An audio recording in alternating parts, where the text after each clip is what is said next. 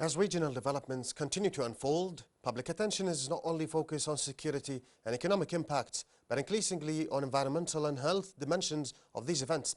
In Kuwait, questions are being raised about air quality, pollution levels, and the potential environmental consequences of the incidents targeting energy infrastructure across the region.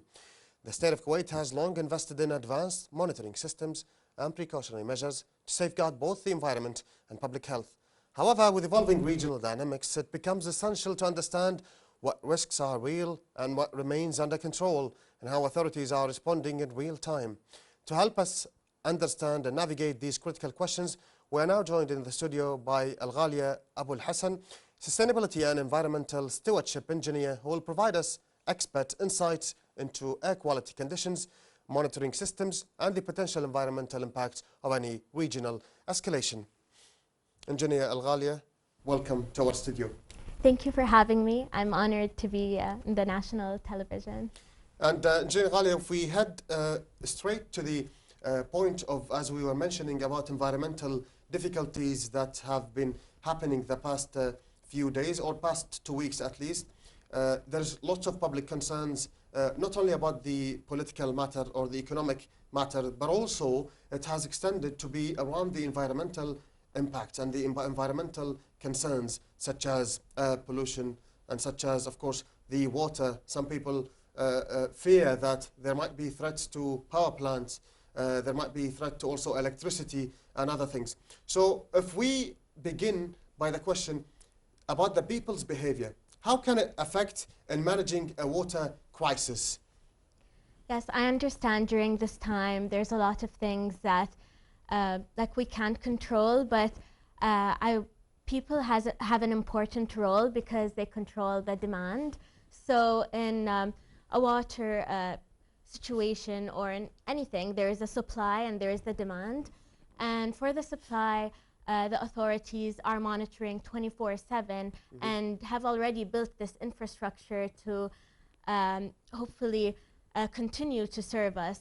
But as residents, we should always try to be mindful of our consumption and to be mindful of the water that we're using to be for essential uses only. Because if we all change our habits and try to reduce our water use, especially for the non-essential things, we can make a difference collectively and reduce the demand. That will reduce also the stress on our infrastructure, especially if some potentially will be compromised. If we could stop at the supply and demand point, so you mean that the government is, for example, giving a certain amount of water to the public, for example, and the people demand a certain amount of water, right? Yes. They provide the public with a certain amount. So every household or every human has a right to have water, but then sometimes we can go overboard while washing our cars or watering like turf that is like decorative. So in times like this, it's important to understand and to be conscious of our consumption and to know what is essential and keep using it and what can be used at a later time. And if we take a look at more, now we're living in a world where there is a technologically advanced world that we're living in, and technology is used in every aspect, media, politics, economy. How can we make use of technology in managing our water use? Is this possible? Yes, of course. So there are smart meters. Technology is a tool that we should be using because it collects data and it allows people in positions to be able to make decisions based on what is being used. So what cannot be measured cannot be efficiently managed and improved. So it's really important to understand what we're using the water for and to monitor the data using the technology, but also using technology like appliances to use more energy efficient or water efficient devices to limit our consumption. So these smart meters, they tell you how much you have used, and could you also put a limit on them, or the government has to put a limit through the smart meter? Or how does it, can I put a limit on it, like that I use a certain amount of water for the day, or does it work like that? Yeah, like in California or like other places that face drought, they will have like tiers. They'll tell, for example, every household or entity can use this much water like per person. But then the more you use, it will be a different price structure. So in the first tier, it's the affordable tier, the water that we need for our health and hygiene. But then the second tier or third or fourth, as we keep using more than what we need based on the numbers, they can change the pricing to reflect that. And it's a whole technology connected from houses to the government, right? There are different devices. Some people are more environmentally conscious and want to know even for themselves or are curious. So it can be reported or they can find out based on the bills to the government. And also, it can also be used for personal use to understand their usage. So you advise in such times that they're helpful, the technology meters, especially during such times, that help us. Yes, of course, because when we understand and using data, we can make better decisions and we can just understand and maybe think of other ways in which we can reduce our consumption and demand. And now let's get to another point where this ongoing conflict, can this conflict reshape the regional environmental policies, change, for example, priorities? So every period, the government institutions might have different priorities. So do you think there will be different priorities, whether be it environmentally or in a climate related matters? Do you think there will be different priorities? Yes, I cannot like predict exactly what's going to happen, but I do envision, because this tension is showing us more and more that the environment and sustainability and resilience are not different goals. They're all aligned and they are part of national security. That's why if they are being targeted, because our infrastructure and how we live depends on it.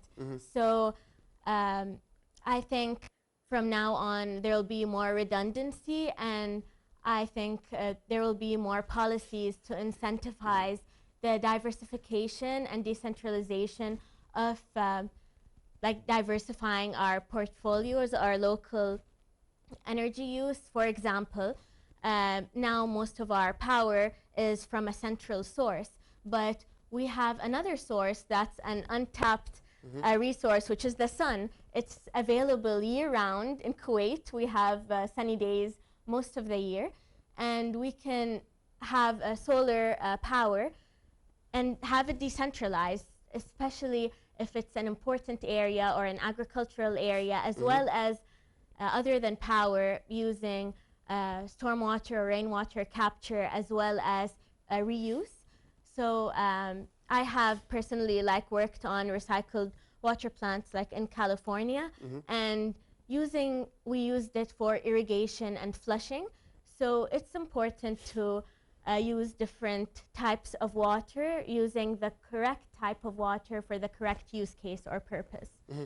So I think there will be more policies and incentives so that even developers, if they're going to have a new development, to keep in mind if they're going to increase the demand in a certain area, to be conscious and provide some power and water in case of emergencies. Yeah, that's clear. And since you were mentioning about the stuff you have worked on in California and the policies you have also been mentioning that might be prioritized, let me ask you this question. Sometimes it's good to have our own policies that we come up with and be creative with and be unique about in regards with other countries. But sometimes we also, countries usually, or people or entrepreneurs, we usually learn from each other. So what can we, or how do you think we can learn from other regions, for example? What things can we learn in terms of the environment, in terms of climate policies, or anything that comes to your mind? Yeah, so in general, I think after a crisis, you learn to rebuild with a focus on resiliency, and also you would track the effectiveness of the strategies that has been implemented after the crisis. But then also it's important because other regions have different types of crisis. So in California, we have the wildfires that occur and earthquakes, as well as years of drought. So in that time, what I noticed that they were doing was using some emergency policies that they're implementing, as well as a combination of long-term planning and financial incentives to like install solar power in all locations, especially since in times of crisis, or you can store it as a battery and use it when you need it, and even give back to the grid, because the solar power increased so much, people sell it back to the grid. And just be conscious, use water-wise plants, like make sure the water you're using doesn't need as much irrigation and is still nice landscaping, but is water-wise in terms of plants. Something else that I've seen is car washes. Car washes that I've seen there all reuse their water for other things, and that's something we should also be doing in Kuwait, because car washes in general, if you're washing next to your house in the driveway, it can increase the pollutants, because if you're putting soap in addition to the dust and other things, it can go to the storm drain. But if it's in a specific area for car washing, you can use more efficient tools, because they will be higher pressure, so you'll use less water and prevent some of the pollution. So you think even though the US has different types of natural disasters they go through, way different than we go through in Kuwait, but we can still learn and borrow from them, from their technology, right? Yes, I like to take inspiration from everywhere, because you don't know when you'll be inspired, and especially since they experience other conditions, but it's good to learn what's useful for environment, and some of the things are not useful, so we take what we need and implement to help our people. Now, since we're speaking about natural disasters, let's get to air pollution. Air pollution in Kuwait, there's growing public concern. People are concerned about air pollution, and that it might be the level of air pollution might increase, especially that the Iranian have struck oil production sites in Kuwait recently. So what do you think of air pollution these days? Do you think it's high or low, or do you think that hopefully the country is maintaining the stability of it? So regarding the air pollution in general, like without what's happening these days, Kuwait is a dry and oil-producing like nation, like other nations in this weather. So because of that, it's very dependent on the weather. When we get dust storms, things like the PM 2.5 or PM 10, the particulate matter increases, and that will indicate a lower air quality. But especially now, all the operators are alert, and they're monitoring different authorities and areas are monitoring 24/7. So the EPA has 11 stations around residential areas or in different areas, and you can actually see it on your phone per an app called AQI, which is the air quality index. Assessed, monitored. Yeah, Oh, it's yeah. monitored, So I used it like today, for example. I was saying, oh, what's the air quality by my house? And then you can see the different things like the PM 2.5 and the PM 10, which is usually caused by smoke or dust. So usually I would say the air quality, even before what's happening because of our area and dust, is not always in the green zone or good. And I didn't notice like a big difference, but whatever difference is happening, we are containing it.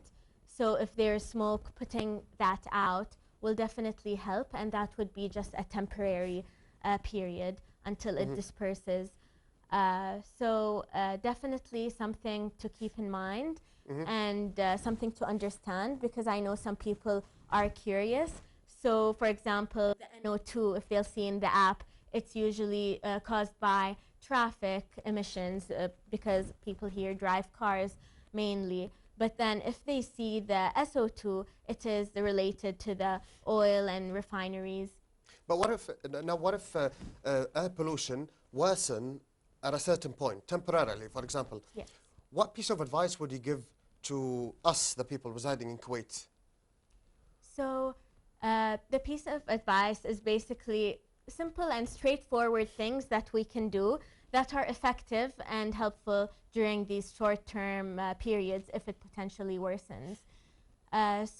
First, if it's a high pollution period, it's better to stay home and try to avoid going out. And if you have windows and doors, try to close them to make sure outdoor air is not infiltrating into your indoor air space, and you wouldn't breathe it. As well as, I think investing in air purifiers is great because it will be used and useful during these times and even before or after. It's good to have one. And if you are high risk, like you have children or elderly or respiratory issues and have to go out during these times, I recommend wearing a well-fitted mask. Ms. Engineer Alghalia Abualhasan, is there any message you'd like to give to the Kuwaiti public and people residing here? Yes, so I didn't think that I will be in this position. Of course, we are... Just a general message. Yeah, so the message is a message of reassurance and awareness. So I hope that the people of Kuwait stay safe, and and I'm sure that Kuwait has our health and safety as its priority. Yes. So just to be sure that the authorities are monitoring, and you can always stay tuned and look at the official sources, as well as I know for me, even though the authorities or the sources are doing their best, sometimes I feel like I want to also help out. So what you can do in this time to help our community and help each other is to lower our consumption by doing the indoor stuff, like reducing our showers or times, or turning off the sinks when we're not using them, or using appliances that are more water efficient, as well as the outdoor use, limiting watering the decorative turf areas, as well as limiting the water fountains or any extra things that are secondary. And I just wish them all the best, and hope that we all work collectively to help each other and reduce the demand, and work collaboratively with the authorities. Thank you. And that was informative to the public, inshallah. And thank you for your insights. And Engineer Alghalia Abualhasan, thanks for being with us. Thank you so much. Now, dear viewers, we'll take a break and we will be back.